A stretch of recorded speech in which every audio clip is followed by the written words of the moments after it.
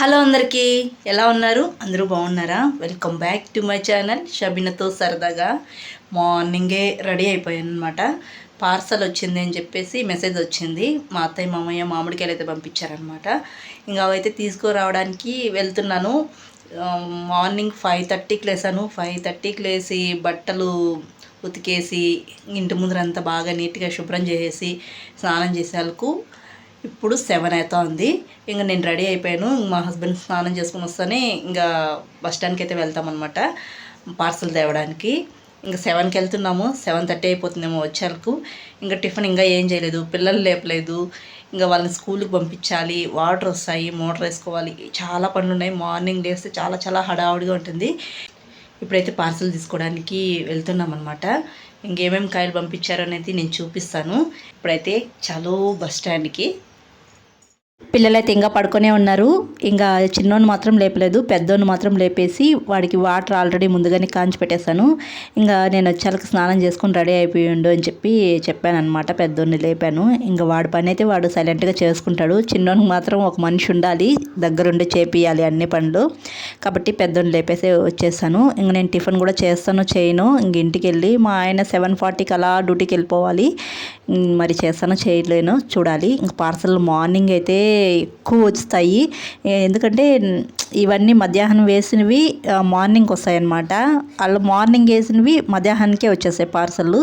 మా ఇంట్లో వాళ్ళు మా అత్తయ్య మామయ్య మధ్యాహ్నం అయితే వేసినారు. ఇంక మార్నింగే మెసేజ్ వచ్చిందనమాట పార్సల్ వచ్చిందని. ఇంక వెళ్ళి తీసుకొని వచ్చేస్తామన్నమాట.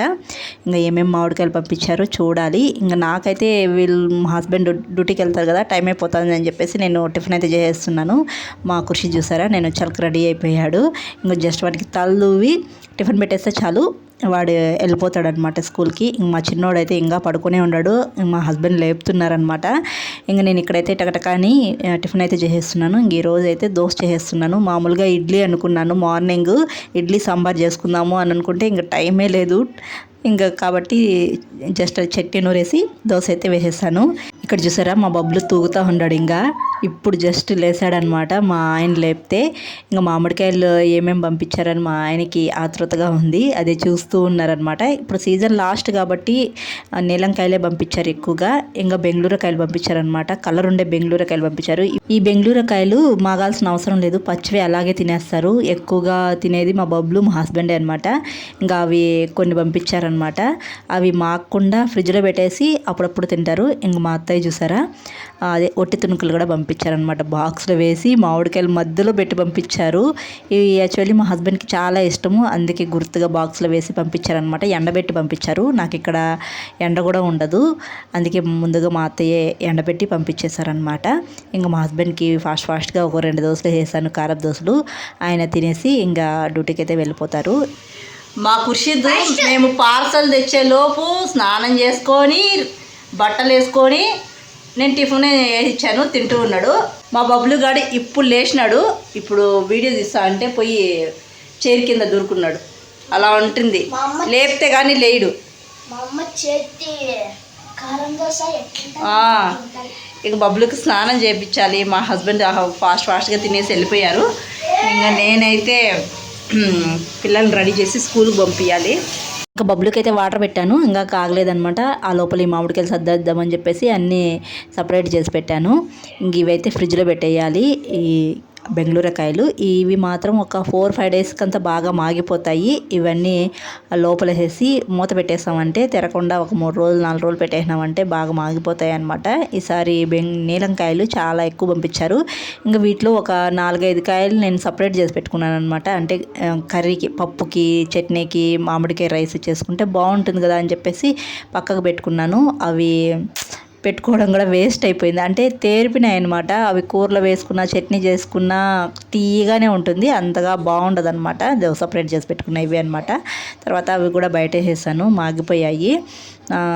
ఫస్ట్లో ఏమైనా సీజన్ ఫస్ట్లో చేసుకుండే మామిడికాయ అన్నం కానీ, మామిడికాయ చట్నీ కానీ, పప్పులో మామిడికాయ కానీ ఇవే బాగుంటాయి. ఎందుకంటే అప్పుడు అంత తొందరగా తేరవు. ఇప్పుడు సీజన్ లాస్ట్ కదా, తేరిపోతాయి అనమాట. ఇంకా అంతా పని అయిపోయిన తర్వాత మా బొబ్బులిని ఫాస్ట్గా రెడీ చేసేస్తున్నాను. వీనికి ఇవన్నీ చెయ్యాలి. ఇంక స్కూల్లో వదిలేసి వచ్చేయాలన్నమాట. అప్పటికి మా బబ్లు మామిడికాయ తింటూనే ఉన్నాడు వదలకుండా. ఇంకా బబ్లుని స్కూల్లో వదిలేసి వచ్చేసి నేను రైస్ కూడా చేస్తున్నాను. ఎందుకంటే నాకు పని ఉందన్నమాట. ఇంకా మొన్న ఇచ్చినాను కదా నేను కుంకుడుకాయలు మిషన్కి, అవి పొడి అయితే తీసుకురావాలి. వాటిని తీసుకొని వచ్చి మొత్తం బాగా కలిపేసేయాలి. కలిపి స్టోర్ చేసుకోవాలన్నమాట. ఇంక చట్నీ చేసాను, వేడి రైస్లకి తినేస్తున్నాను అనమాట. సింపుల్గా బీరకాయ చట్నీ చేసుకొని తినేసాను. ఇంకా మిల్లుకి వెళ్ళి ఈ పొడి కూడా తెచ్చుకునేసాను, కుంకుడుకాయల పొడి. మొన్న అయితే కుంకుడుకాయలు మిషన్కి అయితే ఇచ్చాను కదండి. ఇంకా కుంకుడుకాయలు, సీకాయి, ఇంకా కొన్ని ఆకులు అయితే వేసాను కదా, అవన్నీ మిషన్కి అయితే వేసుకొని వచ్చేసాను. ఇంక వీటిని అయితే ఒకసారి మళ్ళీ కలపాలన్నమాట. అంటే నేను ఆకులన్నీ పైనే వేసేసి వచ్చేసాను. ఇవన్నీ మనము అన్నీ మిక్స్ చేసుకోవాలి. నేను ఇంతవరకు ఇప్పలేదు, ఇదే ఇప్పి చూస్తున్నాను. తేమ లేకుండా ఒక డబ్బర్ తీసుకొని దానికైతే వేసుకునేస్తున్నాను. ఈసారి చాలా తక్కువైతే కుంకుడుకాయలు కొట్టించానండి పొడికి. అవ్వటం లేదనమాట, అసలు అవ్వటం లేదు కొట్టేకి. అందుకని కొన్ని ప్రస్తుతానికని షాంపూకి కొట్టించుకొని పొడి చేసుకున్నాను. ఇంక ఊరికి వెళ్తే మళ్ళీ కొట్టాలన్నమాట. ఇది ఒక నాకు 6 months వరకు వస్తుంది, ఏం పర్వాలేదు. ఆ ఎల్ లోపల నేను కొట్టాలి. పొడి ఇంత వచ్చిందనమాట, ఎంత వచ్చింది.